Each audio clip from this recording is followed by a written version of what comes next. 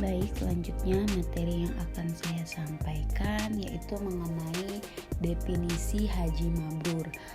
Sebelumnya mohon maaf karena penampilan PowerPoint-nya itu dari awal dan suaranya itu berada di akhir ya.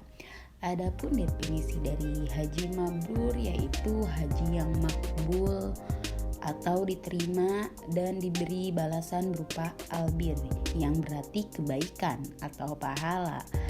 Adapun menurut Jalaluddin Asyuyuthi dalam kitab Syahrus Syuyuthi li Sunnah An-Nasail, salah satu bukti bahwa seseorang telah berhasil meraih haji mabrur adalah ketika ia kembali menjadi lebih baik dari sebelumnya dan terus berusaha mengurangi perbuatan maksiat. Di slide kedua ini di sini ada bagaimana sih supaya kita bisa meraih haji yang mabrur itu. Nah, ada 3 poin ya. Yang pertama itu ada lurus niat beribadah. Tunaikan ibadah haji sebagai bentuk ketaatan terhadap perintah agama dan memenuhi rukun Islam kelima. Dengan meluruskan niat, insya Allah kita dapat menjaga kemurnian tujuan berhaji. Jauhkan pikiran dari hasrat untuk menaikkan status sosial atau sekedar pamer kesolehan. Dan poin kedua di sini ada memahami filosofi di balik rukun haji dan wajib haji. Nah, selain itu, kuasai bacaan-bacaan doa dalam tahap-tahapan ibadah haji. Ini bisa membantu kita lebih khusyuk ketika beribadah kelak di tanah suci. Dan poin yang terakhir di sini ada fokus pada hal yang substantif selama berhaji. Selama di tanah suci, fokuskan pikiran kita dan energi untuk melakukan rukun haji dan wajib haji secara khusyuk. Ada 6 rukun haji, yaitu ihram, niat, wukuf di Arafah, tawaf, ifadah, sa'i bersyukur, dan tertib. Nah, apabila tidak melaksanakan salah satunya, maka ibadah haji bisa disebut tidak sah. Oke, baik, selanjutnya di slide ketiga ini ada beberapa ciri dari haji mabrur ya. Yang pertama ada lisannya semakin terjaga, terus senang mempererat silaturahmi dan menuntut ilmu agama, gemar sholat berjamaah dan bersedekah, hatinya khusyuk karena selalu mengingat Allah, menyadari bahwa ia selalu dalam pengawasannya. Ikhlas menerima keadaan apapun ketika seorang muslim mengalami kerugian, masalah fisik ataupun keuangan. Meninggalkan dosa yang biasa ia lakukan sebelumnya.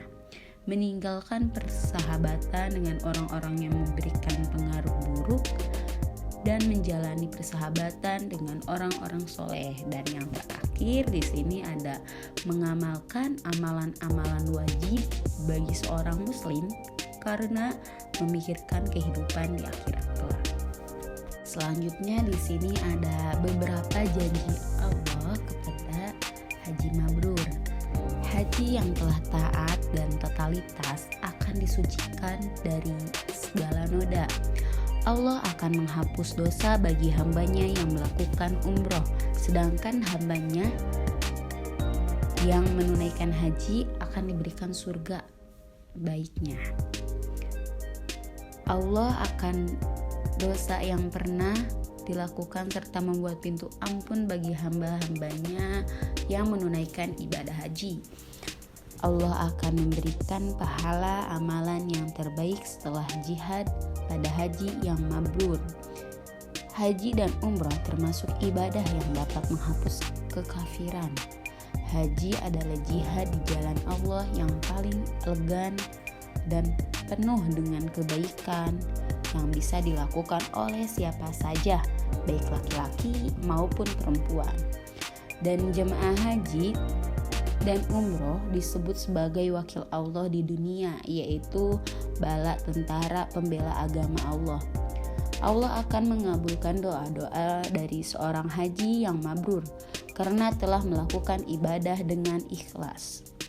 penuh ketaatan kepada Allah dan melakukan ibadah umroh di bulan Ramadan setara dengan melakukan ibadah haji atau setara dengan melaksanakan ibadah haji bersama Nabi Muhammad SAW.